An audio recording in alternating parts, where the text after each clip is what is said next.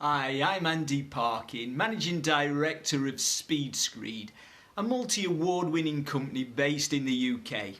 In this article, I'm going to look at how self-leveling floor compounds can help you remove any small imperfections in your floor base before laying final floor coverings. Some of the things to consider when using self-leveling floor compounds are: the compounds can be used with almost every kind of screed or concrete substrate, but remember to always consider each installation case by case. Substrate preparation must also be considered.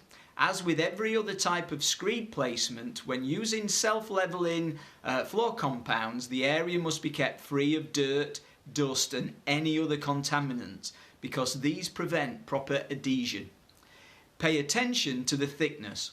Although some exceptional self-leveling floor compounds can cope with depths up to around 50 mm, the majority can only be used for depths of up to 30 to 40 mm, and these often need multiple applications or additives. All self-leveling floor compounds should be used following the manufacturer's instructions, and with the knowledge that increasing the thickness will lead to a consummate increase in drying times. Normal thicknesses used range from 1 mm to 15 mm. Before application, you should always ensure that the base layer is completely dry and stable, and that any damp-proofing membranes have been installed if needed. Think about priming. Regardless of the use, of most floors will need to be primed to help ensure the best adherence of the self-leveling compound to the substrate. Self-leveling floor compound is really easy to apply.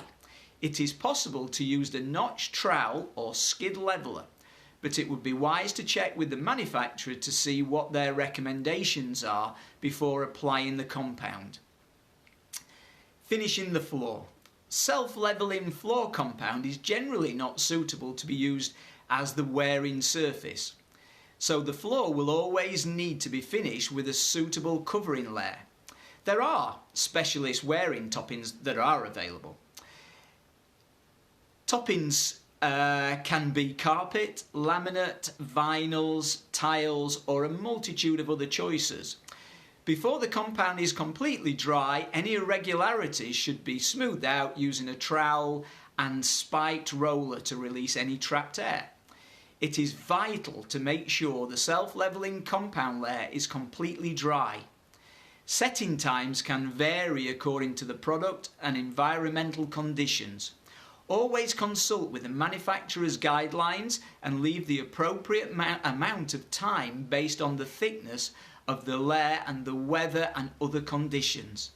Placing a final layer before the area is completely dry will inevitably lead to delamination of the final floor coverings.